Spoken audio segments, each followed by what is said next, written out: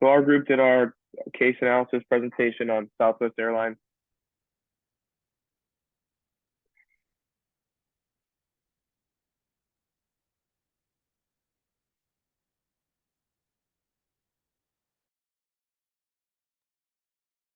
All right, so overview can love be a competitive advantage. Southwest's they're one of their first budget air or they were one of the first budget airlines and they were founded in 1967.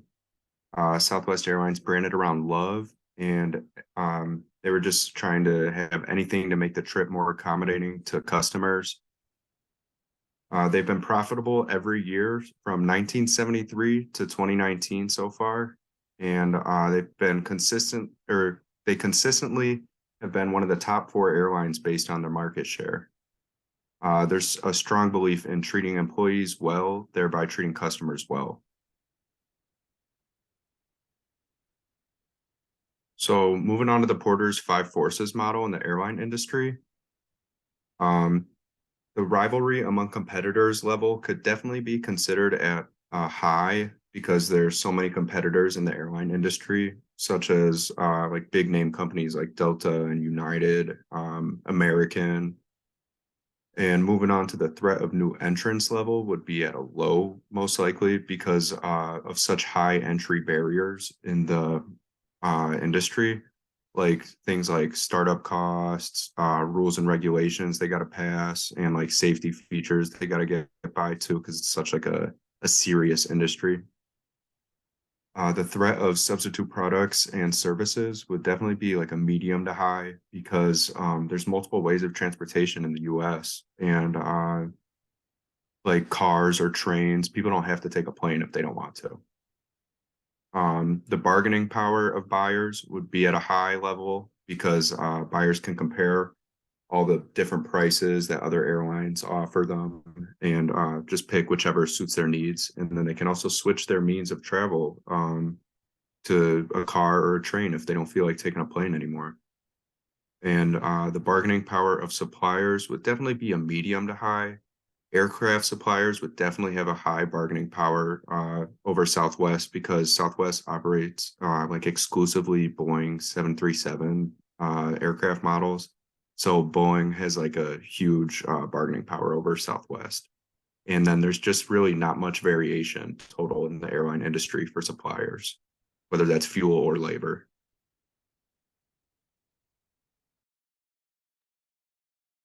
So for the Porter's generic business strategies, the first one is overall cost leadership.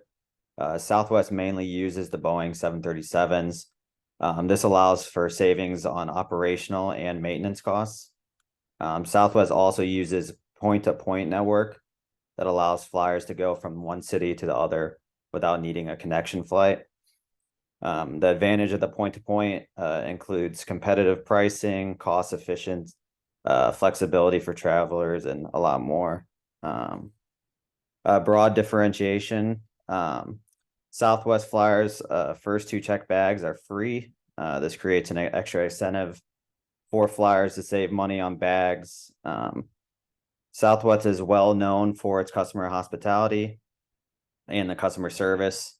In 2022, Southwest Airlines was named the top domestic airline for customer service by Elliott Readers. They're recognized as the top carrier for the customer satisfaction by the U.S. Department of Transportation.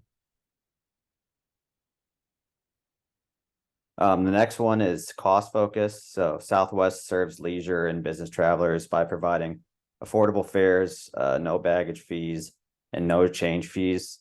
Southwest is able to maintain loyal customers by understanding their low-cost needs.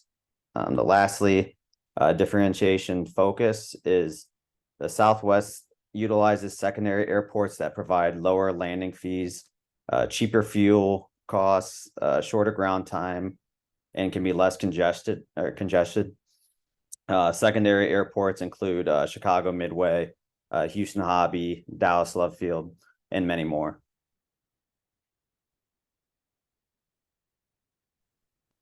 For our third model, we did Porter's entrepreneurial capital model, which focused on four different types of capital: economic, cultural, social, and symbolic, and what they have in each of those and how they can convert those to resources. So for economic capital, what do they own? Nearly 800 Boeing 737 airplanes. How can they convert that into resources? They provide nearly 3,000 flights a day to 121 different destinations in 11 different countries. Cultural capital, what do they know? Southwest emphasizes putting their employees first. This leads to proper treatment of customers, which leads to customer loyalty and happy shareholders. They can turn that into employee loyalty, a rapid rewards loyalty program, and the continuization of the advancement of DEI, which is diversity and efforts within the company. Social capital, whom do they know? Southwest has maintained a collegial relationship with unions, which has allowed them to provide employees and pilots competitive pay and benefit packages, attractive medical plans, and a 401k plan. And then symbolic capital, how do others know them? For the many awards and recognitions they receive year in and year out. They were named one of America's greatest workplaces for women by Newsweek. They are ranked among Forbes' best employers in America for the 8th year in a row. They consistently on the world's most admired companies list since 2009. In 2023, they were ranked 23rd overall and number 3 overall on the airline industry list. They were recognized by Newsweek as America's greatest workplaces for diversity, and they were recognized as one of the best companies to work for Latinos. They can convert that into as remaining one of the top choices for airline travelers, employees, and shareholders. So how can Southwest Airlines improve its operations? First, Southwest Airlines should begin shifting their primary focus away from employees. Like I said, they prioritize their employees, but in 2022, Southwest delayed or canceled 26.61% of their flights, which is fifth worst of all airlines. Employee satisfaction is a great thing to pride yourself on, which Southwest believes leads to a positive customer experience, but in the airline industry, it might not be the most important. According to the Center of Aviation, airline passengers' primary needs are to get to their desired destination on time, whether it's for business, personal, or leisure reasons. So just another way how Southwest Airlines can improve its operations, they should work on becoming a more international company, because they really just operate in the US and then some flights to Mexico and South America.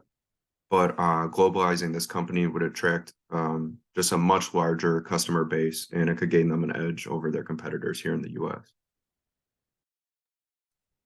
Yeah, so lastly, Southwest Airlines should choose to use multiple plane models. They mainly use the Boeing 737, but by adding other planes, it'd make it more efficient if problems were to occur with the Boeing 737. So they just have more options to go with that could save them money.